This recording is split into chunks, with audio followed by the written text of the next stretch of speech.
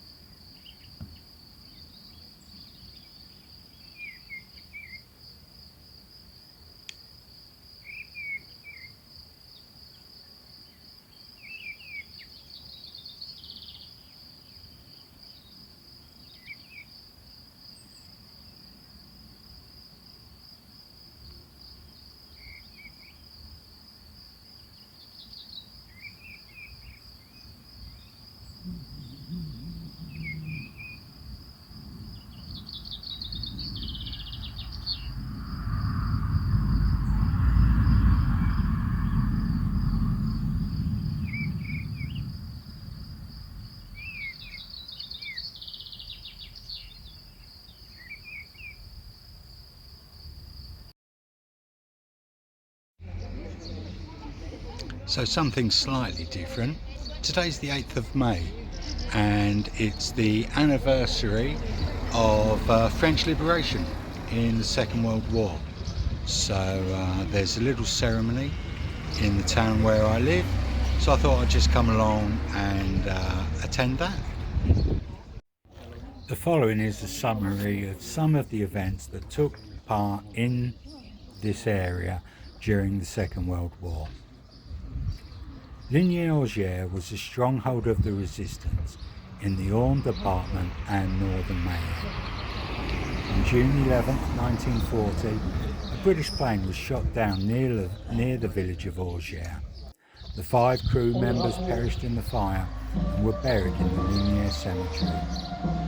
At the end of May 1944, Commander Petry, regional head of the Franc-Tireur partisans, along with the leaders of the Army Secrète, decided to form a squad of 500 to 600 men to prevent the Germans from advancing towards Normandy during the D-Day landings. The camp was established on June the 5th with an arms depot and supplies. Fighters came from as far as Brittany. On the morning of June 13th, Petry and about 10 men attacked a broken down truck carrying 13 Germans, 5 of whom were killed, 3 wounded and taken prisoner. The others fled. Resistance fighters Paul Lanière and René Pellet were wounded. German reinforcements arrested Paul Lanière, who was being treated. They stormed the town hall and arrested Daniel Demule, who was trying to reach the camp. He was deported and died on May the 12th, 1945 at the Belsen concentration camp. Around 7 p.m. the same day, a sentry on guard duty opens fire as more than 200 German soldiers attack. Although the fight is unequal, protected by Petry and some companions, a large number of the resistance fighters escape through the Monet forest. Petry manages to get out with 2 other resistance fighters, leaving 5 dead behind. Around 11 p.m, the Germans take the prisoners to the side of the road and execute them. Simone Veil, daughter of Almir Veil, cared for the wounded, was deported to Germany, where, fortuitously, she was reunited with her mother and later returned to her village in France. On June 16th, in retaliation for the attack, the Germans set fire to the town hall, the school, and several houses in Lignières.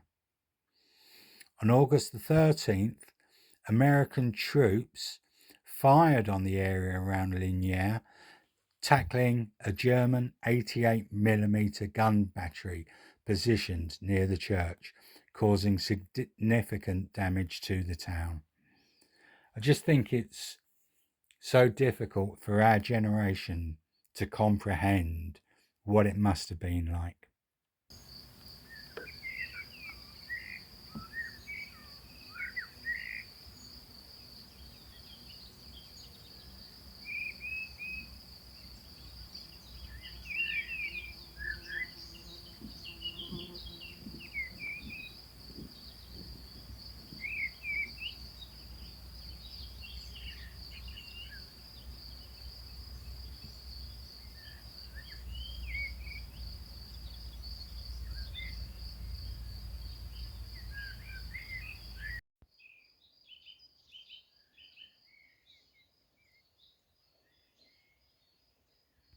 So I think the success rate on our whips we planted has gone down to about 10%. There's a lot that just look like dead sticks in the ground, but I'm going to give them some additional cardboard protection. I think they liked that.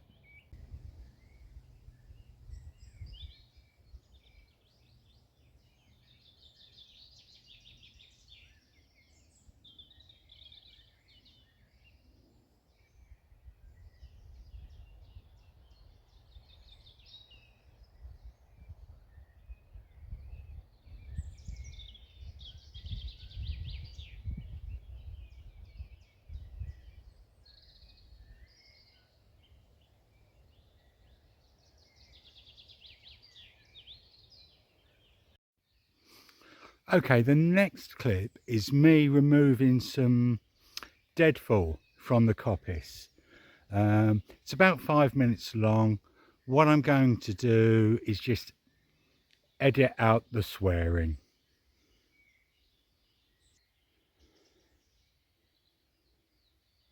Done it.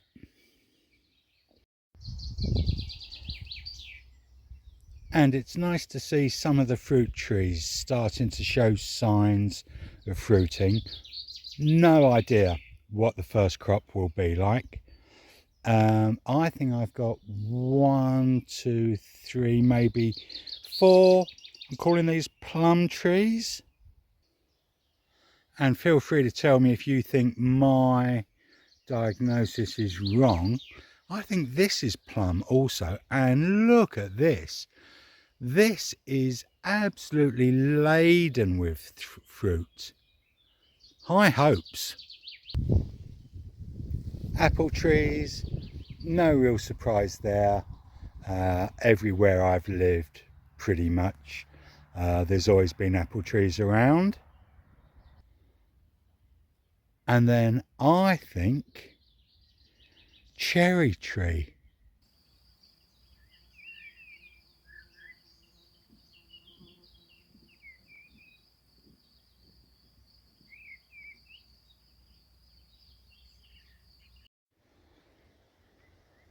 Well, considering that was just a piece of standing dead I pulled out of the coppice, there's about 14 nice logs there, with perhaps another 5 to come. It is raining, so I think I'm going to move the remaining piece over to the sawhorse, just because it's getting awkward to cut. Also, my chainsaw, the blade needs sharpening. I should do it. It's probably starting to get dangerous.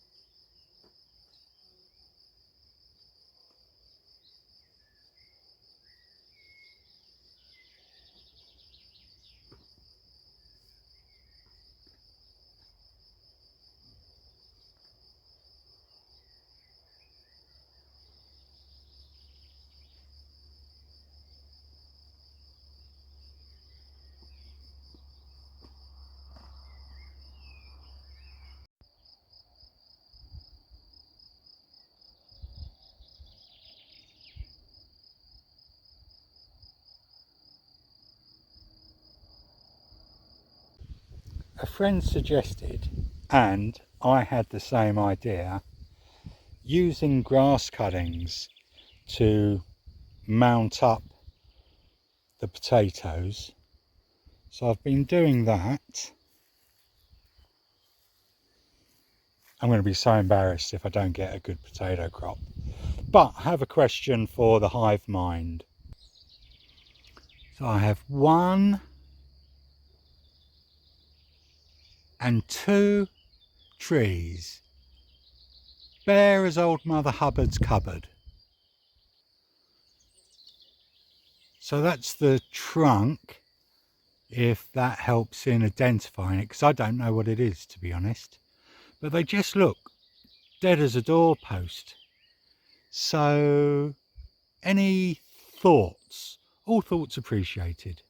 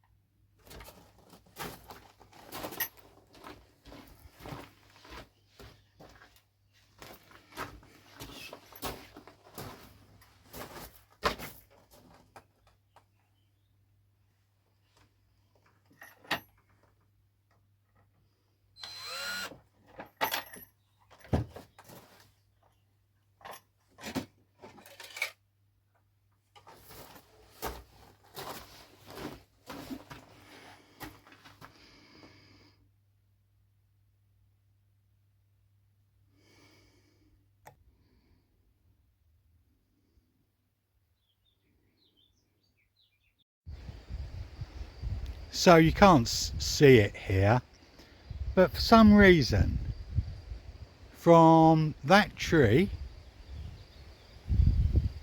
looking a very dead tree I have to say, to up to the well, there's barbed wire and just serves no purpose. So yeah, so let's get that out, shall we?